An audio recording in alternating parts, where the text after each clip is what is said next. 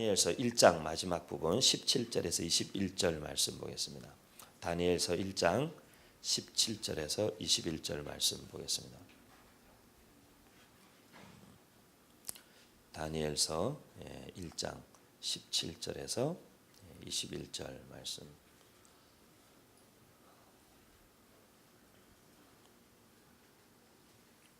다 찾으셨으면 저희가 한 목소리를 한번 읽겠습니다. 시작. 하나님이 이 네 소년에게 학문을 주시고 모든 서적을 깨닫게 하시고 지혜를 주셨으니 다니엘은 또 모든 환상과 꿈을 깨달아 알더라.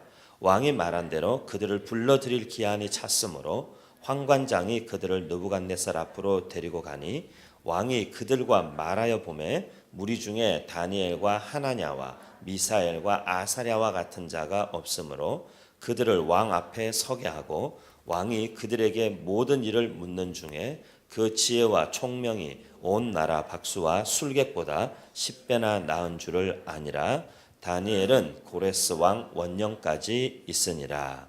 아멘. 다니엘서를 이제 1장을 넘어가면서 우리가 마지막으로 1장 총정리 겸 한번 생각해 보기를 원합니다. 다니엘이 처했던 상황은 마치 예루살렘 성이 에워싸움을 당한 것 같은 사면초가적 상황이고 그가 받았던 어떤 영적인 그리고 공격들은 굉장히 눈에 보일 정도로 확실한 그 어떤 실체가 있는 영적인 공격들이었습니다. 그래서 하나님의 사람으로서의 그의 정체성을 이방신을 섬기고 따르는 자의 정체성으로 정체성을 변질시키는 것과 언어와 문화와 습관, 식습관이나 모든 것들을 다 바꿈으로써 그의 사고방식 자체가 하나님의 사람으로 지금 우리 시대에 많은 그리스도인들이 어떻게 보면 빠져있는 오류가 본질적 정체성은 그리스도인인데 삶의 방식은 여전히 세상적으로 살기 때문에 그 마음속에서 해결되지 않는 갈등과 그 죄책감의 문제가 사실은 늘 있죠. 그리고 어떤 우리가 살아오고 자라온 그 기독교적인 그 어떤 배경이 아닌 어떤 무속적이고 유교적이고 불교적인 이런 요소들을 여전히 가지고 있는 부분들이 있죠. 그런 부분들을 성경적으로 사실은 하나하나 우리가 우리의 삶의 요소들을 하나님의 말씀 앞에 직면하면서 이것이 정말 성경적이나 기독교적인 것이 아닌 정말 그냥 문화적이고 습관적인 어떤 부분들을 사실은 하나님의 말씀의 기준에 따라서 우리가 하나님의 도우심을 구하면서 바꾸어 나가는 것이 굉장히 중요합니다. 제가 이번 주간에도 청년 공동체 두 곳에서 이렇게 2박 3일, 3박 4일 이렇게 집회를 어제 오전까지 계속하면서 그 한 공동체의 청년들이 이렇게 같이 기도하고 같이 나누는데 그 청년들 안에 이렇게 약간의 그 마음의 정서적인 억압이나 이런 것들이 생각보다 꽤 여러 사람들한테 있는 걸 봤어요. 그래서 제가 이제 같이 기도하고 이렇게 하면서 제가 원인을 알게 됐어요. 원인이 뭐냐 하니까 이 교회가 너무 서로 다 잘하는 거예요. 그러니까 아버지들, 엄마들 다 친구고 그 아버지, 엄마들이 이 교회 주일학교 때부터 다 같이 자란 거예요. 그리고 그들의 자녀들이 또 그 교회에서 태어나서 자라다 보니까 이 아이들 마음 가운데 그 소위 말하면 착한 사람 컴플렉스 같은 게 있는 거예요. 교회에서 다른 아버지, 친구, 엄마들이 어려서부터 몇십 년 아는 분들인데 그분들이 주일학교 때부터 알았는데 지금 나이가 60대 이렇게 되니까 그 서로 간의 유대 관계라는 게 굉장히 특별한 거죠. 그리고 한 교회를 그렇게 이루고 거의 뭐 몇십 년을 역사를 함께 해왔기 때문에 거기서 자라는 아이들이 교회 가면 항상 잘해야 되는 거야. 그러니까 항상 반듯해야 되고 어른들 눈에 나면 안 되고 실수하면 안 되고 그런 게 있는 거예요. 그래서 제가 그런 면이 있어요. 그래서 제가 어떤 한 사람을 잠깐 식사 후에 상담하면서 제가 그랬어요. 조금 더 자유하고 그냥 조금 더 자유롭고 자신감 있게 사세요 그랬는데 갑자기 우는 거예요. 이 사람. 저 깜짝 놀랐어요. 그죠? 그래서 제가 그랬어요. 그냥 보고 제가 그 마음이 들었어요. 그래서 그냥 조금 더 자유롭고 자신감 있게 살아도 돼요 그랬는데 갑자기 막 우는 거예요. 그러면서 그래도 자기 많이 나아졌대요. 많이 나아졌대요. 이렇게 참 어떤 우리가 처해 있는 환경이나 상황, 우리가 자란 배경 이런 것들이 어떤 우리의 신앙에 미치는 그 영향을 우리가 과소평가하면 안 됩니다. 지난번에 얘기했지만 우리 북에 가셔서 사역하시는 우리 동지들 만나서 얘기 들으면 참 진짜 무섭다 그래요. 자기 아이들부터 자기들까지도 계속 듣게 되는 노래와 계속 보고 다니는 문구는 자기들에게 계속 각인된다는 거예요. 그것들을 계속적으로 거부하고 그 노래의 멜로디와 가사가 머릿속에 자기들도 모르게 다 기억되고 새겨지는 것 같은 그것들을 정말 예배와 깊은 기도를 통해서 저항하고 싸우지 않으면 정말 어렵다는 거예요. 영적으로 정말 어렵고. 그래서 그런 부분에 있어서 우리가 사실 적나라하게 얘기하면 하루 종일 우리의 귀에 무슨 음악이 들리고 여러분의 핸드폰에 무슨 음악이 많이 들어있는지 한번 생각할 필요도 있을 것 같아요. 나는 무엇을 가장 하루 종일 나의 귀는 어떤 문화에, 나의 귀는 어떤 소리에 가장 많이 노출되어져 있는가? 정말 하나님의 음성과 하나님의 뜻과 하나님의 말씀에 나의 생각과 내 영이 많이 노출되고 그것에 젖어들어 있고 그런 것인지, 아니면은 온갖 세상의 말과 이야기와 그런 것들에 내 영과 내 귀와 내 정서가 그것에 젖어 있고 노출되어 있는지 사실은 우리가 깊이 생각해 보아야 할 필요가 있는 것이죠. 다니엘은 그 상황 가운데에서 하나님의 사람으로서의 자기의 정체성을 지키기 위해서 마음을 결정한 것입니다. 그리고 그것들을 과감하게 거부하고 하나님의 사람으로 그가 온전히 서기로 작정했던 것이죠. 그런 다니엘에게 하나님께서 은혜와 긍휼을 베푸시고 입게 하셨다 이렇게 말씀합니다. 그런데 그 은혜와 긍휼이 어디까지인가? 하나님의 은혜는 어디까지 미치는가? 제가 생각보다 많은 사람들을 만나고 상담하면서 느끼는 것은 오늘날 시대의 우리 크리스찬들이 그 사고방식 가운데 은연중에 그런 게 있는 것 같아요. 하나님은 교회에서만 역사하시는 분으로 생각하시는 것 같아요. 하나님은 예배나 기도회 때만 역사하시는 것으로 인식하고 그것이 습관이 되어져 있는 것 같아요. 예배 시간에 함께 예배하고 뜨겁게 기도할 때는 하나님이 강하게 역사하시지만 나의 직장과 일터에서 여러분의 삶의 현장에서 어려움이 있을 때에 그곳에서 기도하면 바로 그곳에다 하나님이 역사하시고 하나님의 임재의 실제가 나타난다는 인식을 우리가 잘 하지 못하고 사는 것입니다. 제가 하나님 나라에 대한 설교를 몇 차례 했었을 때에 하나님 나라의 실제적 통치는 어떻게 나타나냐면 우리가 하나님의 나라의 실제를 인식하고 인정하는 곳에 하나님 나라의 실제는 나타납니다. 원리적으로는 간단합니다. 하나님은 어디나 계십니다. 하나님은 어디나 계십니다. 하나님은 지금도 이곳에 우리와 함께하고 계십니다. 그분은 그의 백성들이 예배하는 그곳에 늘 계십니다. 그것은 우리의 느낌과 우리의 감정과 나의 영적 상태와 아무 상관없습니다. 그것은 진리이지 그것은 우리의 느낌과 감동과 감정에 대한 문제가 아닙니다. 하나님은 지금도 이 자리에 계시고 이곳에 서셔서 우리 한 사람 한 사람을 만나기를 원하시고 더 깊은 교제 가운데 들어가기를 원하시는 분이 하나님이십니다. 그렇기 때문에 우리는 그 하나님의 임재의 실제 앞에 우리가 앉아 있다는 사실을, 저는 서 있다는 사실을 항상 기억해야 하는 것입니다. 이렇게 예배 시간에 잡담하거나 핸드폰 하거나 이렇게 졸거나 하는 게 예의가 아니다. 여러분 그건 예의와 상관 있는 문제가 아니에요. 그건 예의와 매너에 대한 문제가 아니라 하나님과의 관계성에 대한 문제. 우리는 이 가운데 여러분은 저의 설교를 들으러 온 것이 아닙니다. 여러분은 이곳에 와서 찬양 인도자가 인도하는 찬양팀의 찬양을 따라 부르기 위해서 온 것이 아닙니다. 이 자리에 계시고 실제하시는 그 하나님과의 관계성 가운데 이 자리에 우리는 머무르고 있는 것입니다. 그 인식이 우리 안에 각성되어지고 깨달아질 때에 하나님의 임재는 우리의 삶의 실제가 되는 것입니다. 그 하나님의 임재가 우리의 삶에 그런 실제가 될 때에 거기에 하나님의 실제적 하나님의 역사가 나타나는 것입니다. 그렇기 때문에 우리가 오늘 함께 생각하고자 하는 부분은 우리의 그 믿음과 하나님의 임재와 하나님의 약속에 대한 우리의 믿음이 과연 어디에까지 그 믿음이라는 것은 적용되고 역사하는 것인가. 일반적으로 우리가 은사라는 게 있어요. 은사, 기프트라는 거. 은사는 선물이에요. 원래 갖고 있던 것이 아니에요. 그래서 예를 들면 고린도전서 12장에 있는 성령의 은사들 같은 경우에도 하나님이 때에 따라 그냥 주시는 것이에요. 그리고 그것은 평생 가지고 있을 수도 있고 없어질 수도 있어요. 그것은 큰 문제가 아니에요.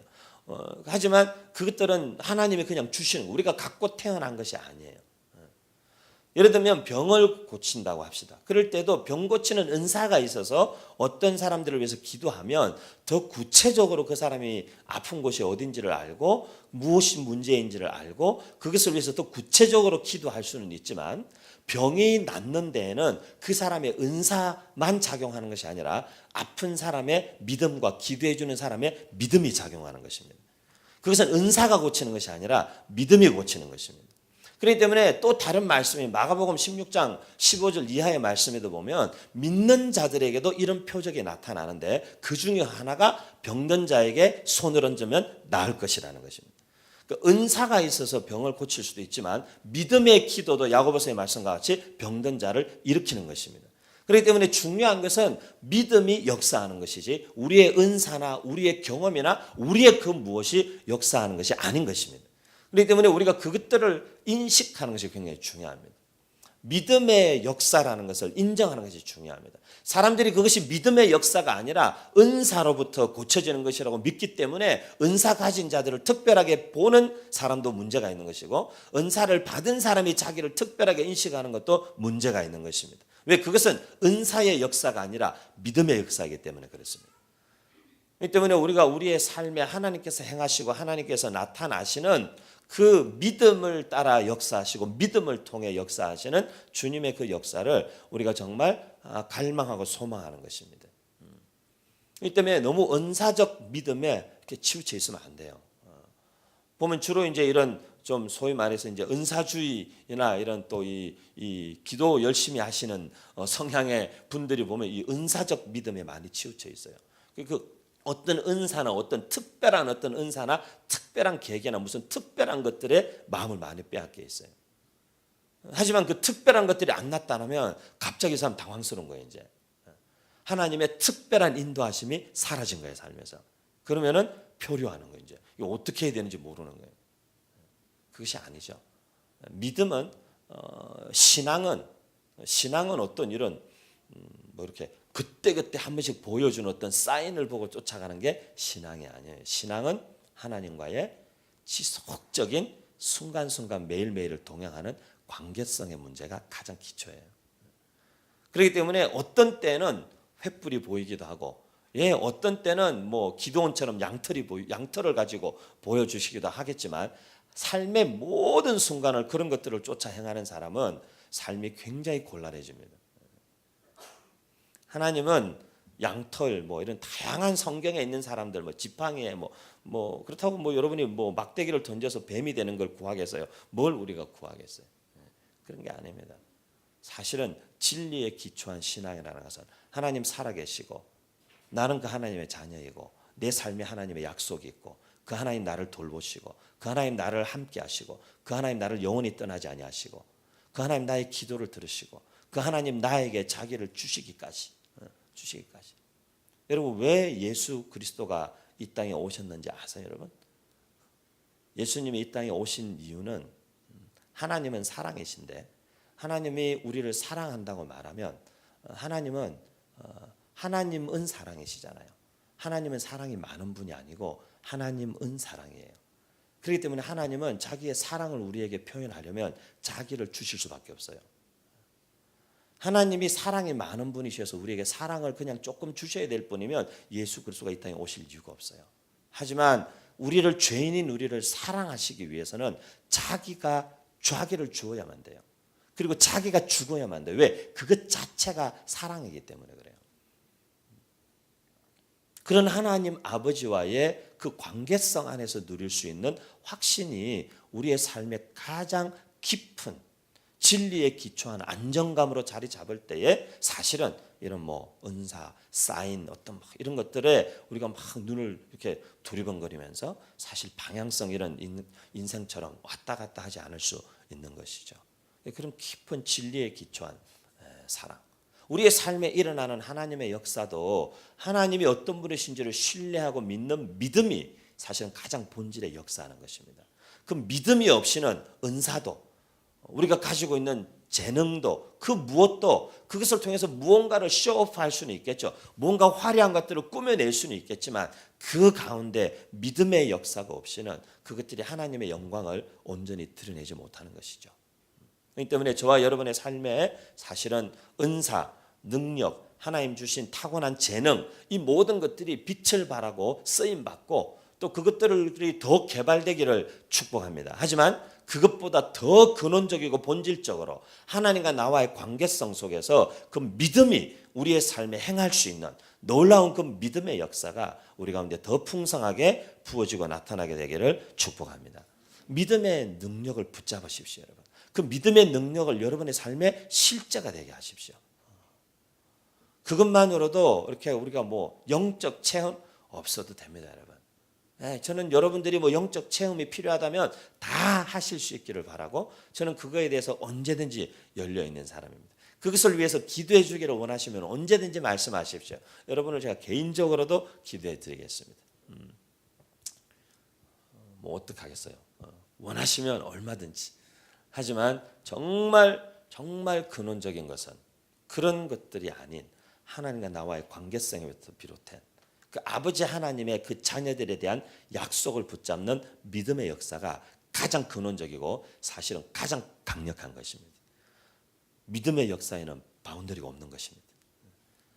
믿음이 너희에게 겨자씨만큼이라도 있으면 이 산더러 들리워서 바다에 던지오라 해도 그대로 될 것이다 라고 하신 만큼 성령의 은사, 여러분 은사적 사역 좋습니다. 어떤 사람은 방언을 하고 어떤 사람은 예언을 하고 어떤 사람은 방언 통역하고 어떤 사람은 다 이렇게 하겠지만 그것은 그 사람의 은사는 지극히 제한된 그 은사의 용도에만 활용되는 것입니다. 은사는. 하지만 믿음은 우리의 삶의 전 영역에 하나님께서 선물로 주신 것입니다. 우리의 구원을 받는 데에만, 구원 얻는 데에만 믿음이 필요한 것이 아니라 우리 하루하루의 일상을 살아가는 데에도 굉장히 놀라운 믿음의 역사가 필요할 뿐더러 인식하고 인정하기 시작할 때 그 믿음의 역사가 나타나기 시작하는 것입니다. 다니엘은 자기가 처해 있는 상황 보통 상황 아니었어요. 지금 우리가 처해 있는 우리의 직장의 상황, 우리의 가정의 상황, 어떤 상황들은 비교할 수 없을 만치 나라 자체를 잃어버리고 포로로 잡혀와서 그곳에서 모든 아무것도 할 수 없는 완전한 무방비 상태에서 무장 해제된 상태에서 그들이 원하고 그들이 요구하고 그들이 주입하는 그것들을 그대로 받아야만 하는 그 상황 가운데 던져진 한 사람으로서 다니엘은 자기의 정체성과 믿음을 지키기 위해서 하나님의 은혜를 구하는 것입니다.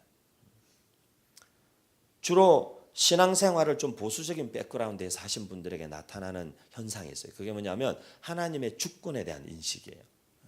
모든 일이 다 하나님의 주권 아래에 있다. 그런데 자칫하면 이 하나님의 주권에 대한 인식이 성경적으로 우리에게 잘못 인식되면 소위 말하면 우리를 이렇게 무기력증에 빠지게 만들어요. 결국 우리는 아무것도 할 필요가 없는 거 아니에요? 모든 일이 다 하나님의 주권 아래에 있는데 뭐 내가 이렇게 해도 내가 저렇게 해도 하나님의 뜻만 이루어질 거니까 내가 그러면 뭐 무슨 짓을 하든 무슨 상관이 있어요.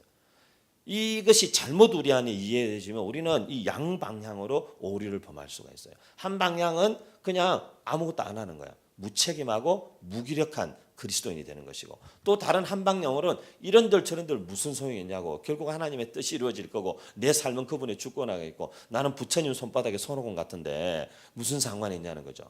내가 어디로 튄들 다 그 손바닥 아닌데 무슨 상관이 있냐고. 여러분 그 잘못됐습니다. 둘 다 잘못됐습니다.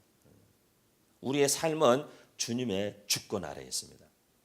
하지만 우리의 삶은 우리 자신의 주체적 선택에 의해서 하나님의 주권을 향해서 움직여 나가게 되어 있습니다. 그런데 우리는 그 우리 스스로에게 주신 인격의 의지라는 것을 사용하지 않습니다.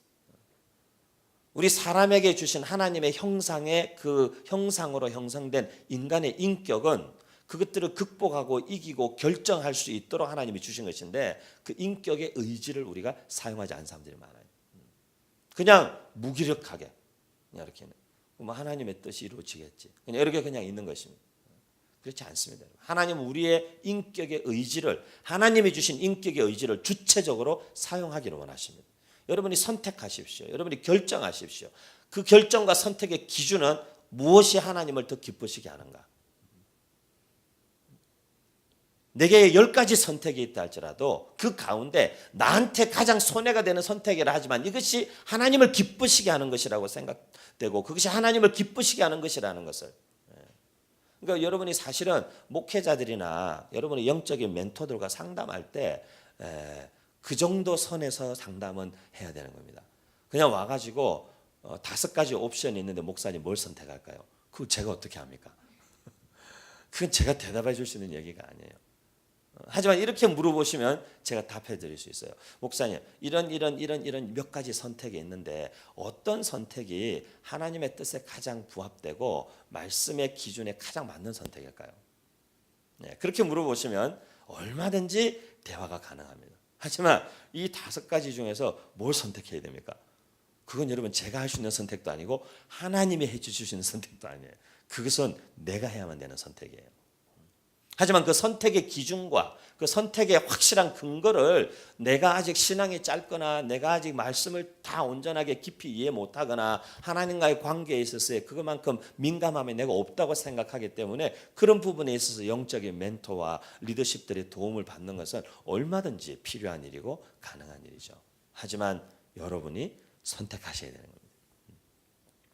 여러분의 인격에 그 의지, 하나님이 주신 것들을 가지고 선택하셔야 되는 겁니다.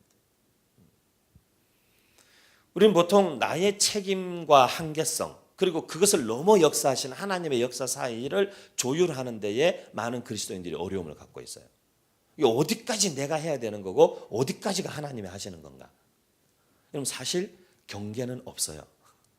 그거는 마치 우리의 영혼과 몸을 죽음 이전에는 분리시키기가 어려울 만큼 지금 내가 말하고 있지만 이게 내 육신적 생각에서 나오는 말인지 내 영의 생각에서 나오는 말인지 우리가 그것을 그냥 어떻게 측정해서 알 수가 없는 것처럼 어디까지가 내가 할 일이고 어디까지가 하나님이 하시는 일인지를 구분할 수 있는 기준은 없어요, 사실.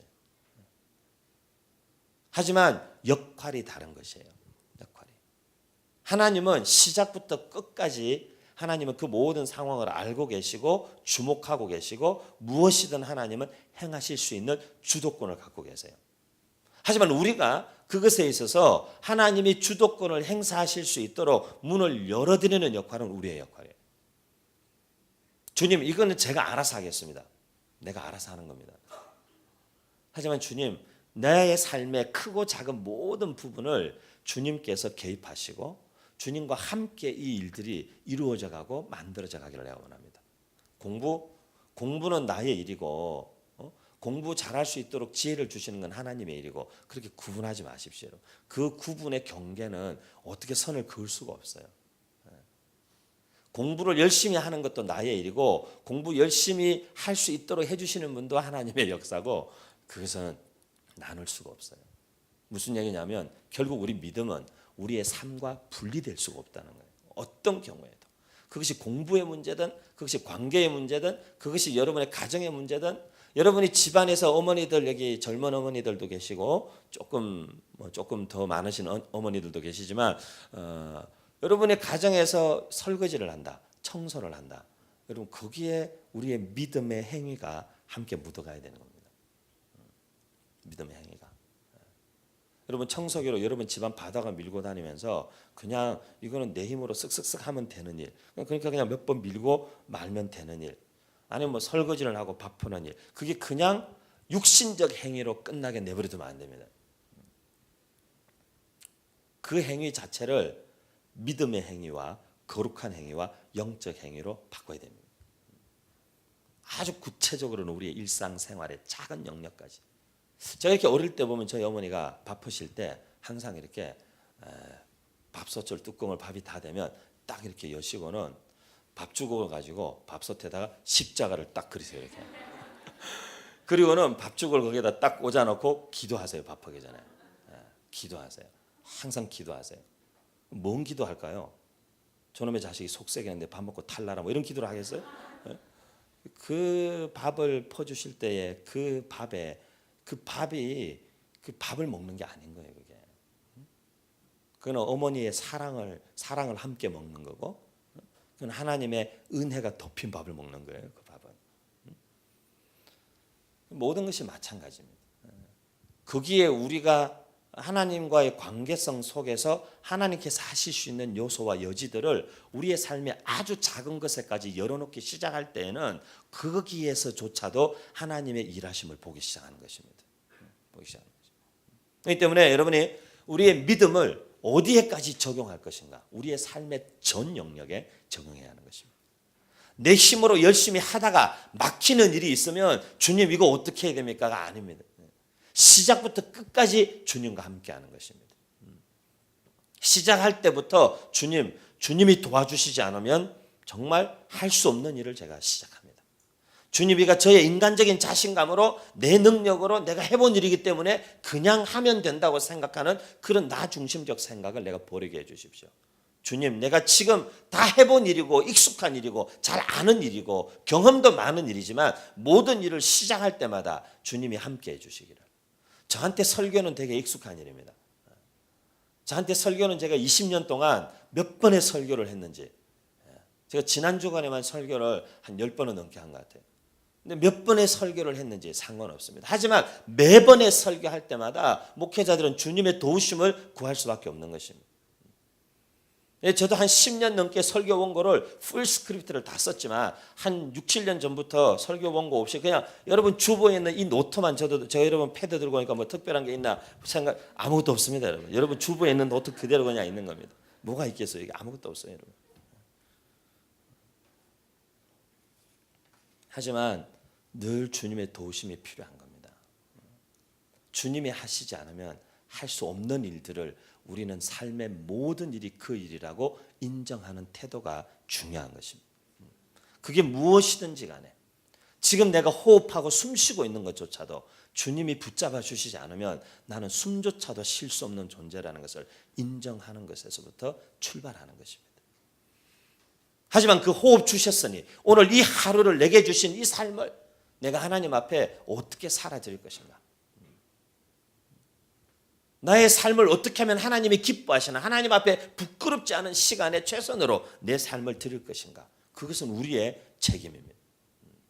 하지만 그 책임을 다하기 위해서 움직이고 있는 시간조차도 하나님께 의탁한 시간 속에 포함되어져 있는 것입니다. 그렇기 때문에 우리의 노력과 우리의 애씀과 우리의 수고, 그것들이 여러분 실패할지라도 우리는 거기에서 절망하지 않을 수 있는 유일한 이유는 이것이 우리 주님의 손안에 의탁되어진 일이기 때문에 그렇습니다.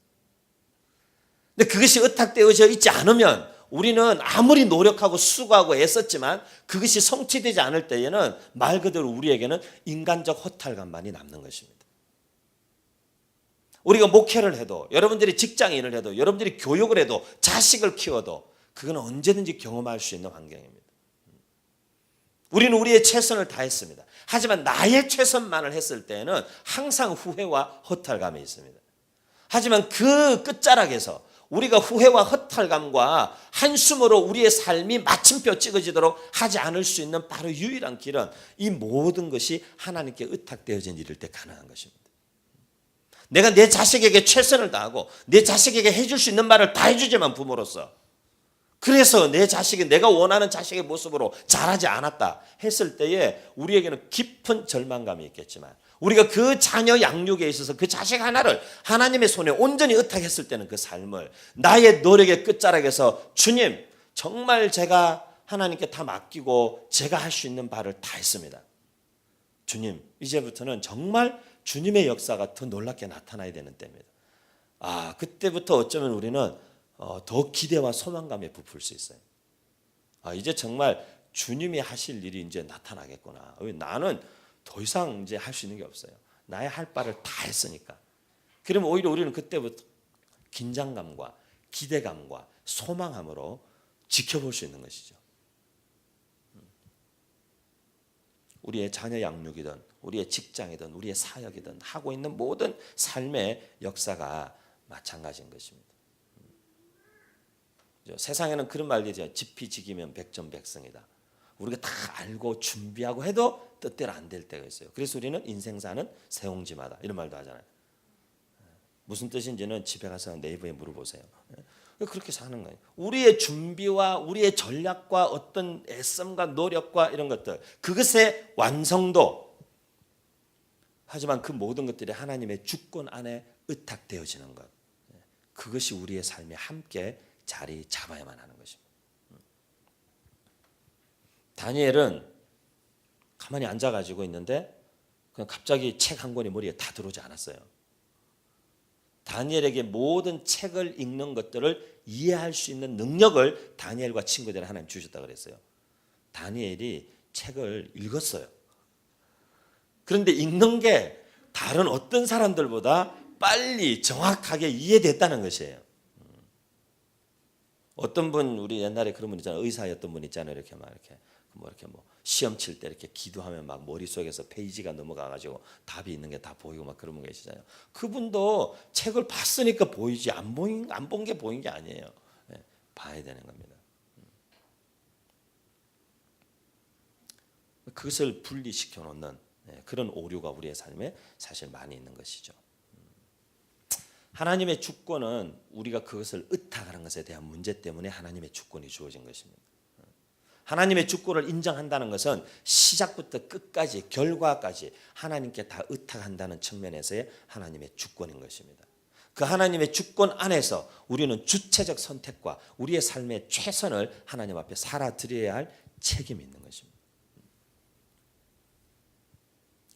그래서 여러분 이번 한 주간 한번 우리 실습해 보시면 좋을 것 같아요.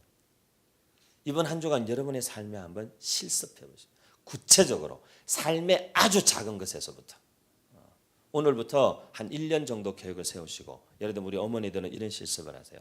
지금까지 내가 밥을 퍼면서 아침에 이렇게 짜증난 마음으로 밥을 팍팍 퍼서 담아서 줬을 때의 남편의 건강 상태와 사랑과 기도의 마음으로 밥을 퍼서 줬을 때의 남편의 건강 상태를 1년 정도 체크해 보시고 연말에 보고서를 제출하시는 그런 실험을 한다든지, 무엇인가 우리의 삶의 구체적인 영역에까지 하나님께서 하실 수 있는, 그리고 그 믿음이 만들어내는 크고 작은 변화들을 민감하게 살펴보는, 민감하게 주목해서 볼 수 있는 그런 영적인 시각과 안목으로 우리의 삶을 들여다보는 것입니다. 여러분 한번 생각해, 지금 이 시간 한번 생각해 보세요. 지금 이 순간 여러분에게 가장 절박한 기도의 제목은 무엇입니까? 아니면 지금 이 순간 여러분의 영적인 상태나 정서적인 상태 가운데 가장 어려운 것은 무엇입니까? 한번 생각해 보세요. 사람들에게 다 말할 수 없고 다 알리지 않지만 내 마음에 가장 부담과 짐이 되는 어떤 것은 무엇입니까? 내가 겉으로 보기에는 사람들 앞에서 이런 모습으로 늘 보여지지만 정말 내 안에는 말할 수 없는 고통과 신음이 있는 어떤 정서, 아니면 어떤 생각, 어떤 한계들, 그것은 무엇입니까? 한번 생각해 보세요. 이건 안 되는 걸까?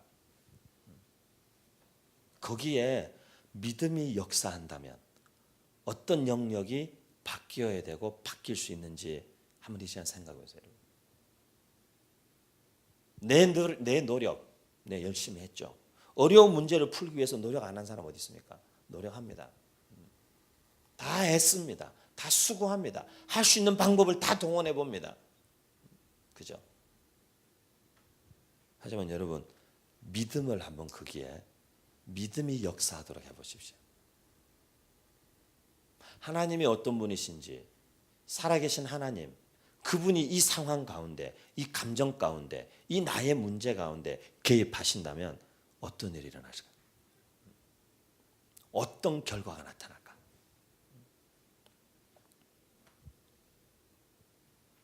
그 믿음의 능력을 적극적으로 활용하십시오.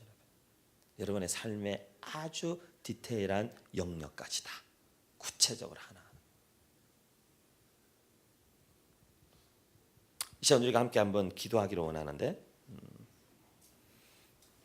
방금 말씀드린 것처럼 여러분 한번 우리가 하나님 앞에 그 부분을 가지고 나아가기를 원해요. 우리는 다 어떤 이렇게 오랜 시간 지속되는 그런 한계적 상황이라는 게 있을 수 있어요. 저도 그런 게 있어. 저도 제가 꽤 오랜 시간 씨름하고 붙잡고 있는 어떤 부분들이 있어요. 이게 하나님께서 하실 수 없는 부분인가라는 생각을 해봤었을 만큼 우리 안에는 다 그런 부분들이 있을 수 있어요. 하지만 오늘 이 시간에 우리가 함께 다시 한번 우리의 삶에 너무나 많은 방법들을 찾고 동원하다 보니까 정작 믿음을 잃어버린 경우가 많아요.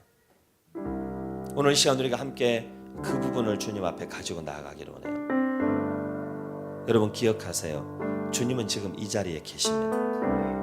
그리고 주님은 이 자리에 우리를 더 깊이 만나기를 원하시고, 주님은 자기의 살아계심이 우리의 삶에 내가 너와 함께 한다는 사실을 우리가 실제로 받아들이고 경험할 수 있기를 원하세요.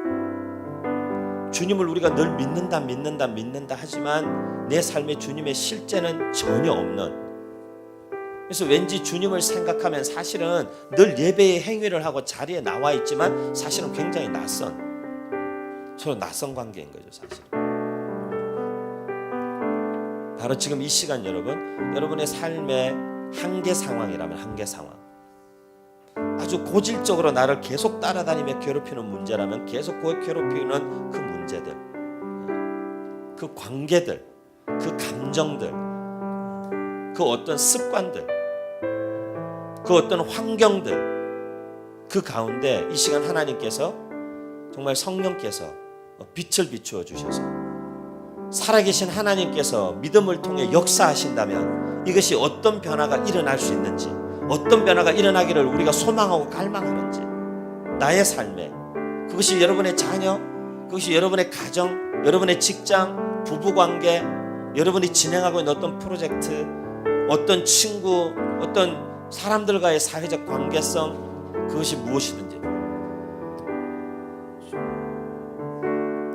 바로 거기에 하나님이 역사하신다면, 믿음의 역사가 일하기 시작하고 나타나기 시작한다면 어떻게 변화될 것이라고 보며 어떻게 변화되기를 소망하는지 여러분 하나님 앞에 그거 가지고 나아가시고, 주님 믿음의 역사를 내가 받아들이겠습니다. 하나님께서 믿음을 통해 하실 수 있는 일에 대해서 주님 제가 제한하지 않겠습니다.